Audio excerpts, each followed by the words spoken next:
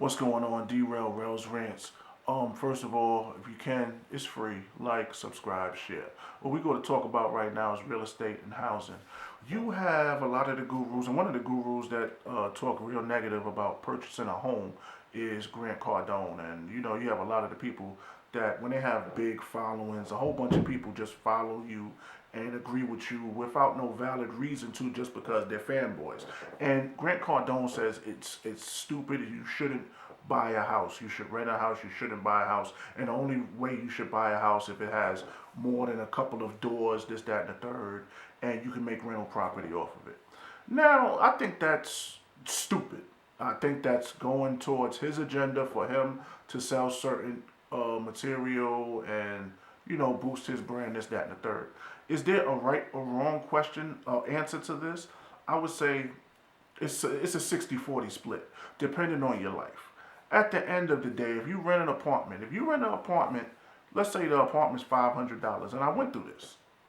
You rent an apartment for $500, and every year your lease expires, and your apartment goes up for about $20, $25, maybe $10. It'll never go down. The only way it'll go down if someone new comes in and there's like a deal or a special, but it'll always go up. So in 5 years, your rent done went from $500 to $625, which is not a bad thing. But on the flip side of that coin, you get no perks, no tax breaks. You get no equity. And if you don't know what equity is, Google it. And you have no ownership in the property. Basically, it's literally someone else's property. And if they sell the complex and the new owners want to re-renovate, you have a certain amount of time before you have to vacate the premises and look for a new place to live. On the other hand, when you have real estate and you buy a home, whether it's a multifamily home like Jay Morrison pitches or a apartment complex, well, an apartment complex is more commercial than residential. If you buy a home to live in, at the end of the day, you get tax breaks, you get equity. And what I see that happens the most in life since I've been living and since I've been working, people always say that the cost of living goes up. But at the end of the day, when you buy a home and you have a fixed rate mortgage, we're not going to talk about adjustable rate mortgages, which is the mortgage goes up and down according to the stock market, this, that, and the third. On a fixed rate mortgage, 30-year or 15-year or for sale by owner or owner finance, there is no your household income can go up and the cost of living where you're at can go up, but when it comes to your housing matters, it really doesn't affect you. Because I just came from Cobb County maybe about 3 years ago. If you don't know where that's at, that's like uh, Smyrna, Georgia, Marietta, maybe about 10 minutes away from Atlanta, this, that, and the third. And the Atlanta Falcons, not the Falcons, the Hawks, the Braves, the baseball team, they had a new stadium built in Cobb County, right off of 285 if you're familiar with it. Since I moved to Georgia, I've been staying in Cobb County ever since, and that's about 10 years, minus maybe 2.5 years when I lost a job, stayed with a buddy, then I got a house on East Point. We'll talk about that at another time. Fuck East Point. And the rents have always been, when I moved out here in 2005, I had a 2-bedroom townhouse and I was only paying $600 a month. Stayed there for about a year and a half, and the rent only went up probably about $25, this, that, and the third. Moved back to Cobb County, literally had an apartment across the street from the apartment complex that I first moved in, and my rent was maybe around $650. Stayed there for about 4 years before I bought my home. And the rent, went up gradually, $25 here, $15 there, this, that, and the third. And then they announced that they were going to put the new Brave Stadium down the street from my house. Now, all of a sudden, the next time when the lease is about to go up, we go from around $740 a month to $1,400 fucking dollars. And me being a connoisseur of real estate, still trying to pursue to get my license in real estate, this, that, and the third, I know that these numbers are not specifically backed up because it's a baseball stadium. And baseball is, you only play in a baseball field maybe 5 months out the year, if that 4 months out the year. And it's open. It's open world. You if it was a football stadium, yes, okay, I could understand that you're raising rents for that, this, that, and the third. It'll bring more revenue into the city of Cobb County or Smyrna, this, that, and the third. And that's the real reason why the Falcons didn't move to Gwinnett County, because it would take all the revenue out of Gwinnett County, out of Atlanta, and bring it into Gwinnett County. Because you got to figure, with a baseball stadium, when it gets cold and after the World Series is done, what are they going to daggone use? What are they going to use it for? And mind you, this is still Georgia. It doesn't get that cold, but it doesn't get that hot in the winter months. So what are they really going to use it for? Versus if you have a football stadium, you got concerts, all sorts of events, wrestling, this, that, and the third. That's why the Falcons and the Hawks will forever stay in Atlanta, because that brings revenue. But baseball, yeah, you got people that like baseball, but not as much as football.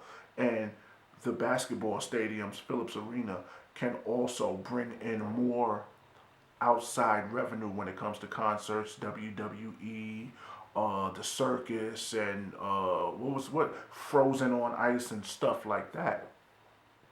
So me getting back into why it's better to have a house, you don't have to really deal with an influx of your monthly housing bill going up and down. Yeah, a lot of people say, "Oh, it's just like people and fancy cars. Oh, I'll never get a BMW because the maintenance is too high." And then you ask them how many BMWs have they had. They said, "Yeah, I never had one." So how do you know? You know, I had this house and water heater busted. That was about $1,400, but that's what savings is for, this, that, and the third. But at the end of the day, the equity that's built in this house in the past 4.5 years, almost 5 years that we have been living here, is almost enough to put down a down payment on two other houses if we wanted to get a home equity loan and start renting out homes like we will do in the near future. But when you're renting an apartment, you gotta turn your music down, can't be loud, you got neighbors, you gotta be respectful for your neighbors, and that's not a bad thing. But at the end of the day, you have no equity. You can't take a loan out off of your house to get another house. Um, and what they're doing in Georgia, they're making people get homeowners insurance for apartments. And that is some real grimy shit. And you know why I say this is real grimy? Because why are you getting homeowners insurance for your apartment and you don't own anything in the apartment except the belongings that you came with and the belongings that you'll leave with? So if there's a flood, and this takes off liability for the property owners, the leasing offices. If you have a flood in your house and your personal belongings get destroyed, the leasing offices don't really care about it. They're going to come in, patch whatever needs to be patched up and sealed up, and then tell you to call your your insurance policy holder, so that they can cut you a check, but it happened on their property. But on the flip side, like I say, you get no tax breaks. You get no equity.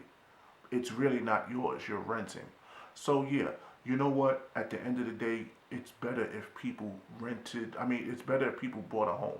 And to be honest with you, in most cases, unless you're trying to get like a $250,000, $300,000, $400,000 house and you're living above your means, it's not worth it. But if you're just trying to get something between 100,000 and 150, depending on what part of the country you're in, you're not going to pay no more than $600, $700 a month for a mortgage. And they're not telling you that.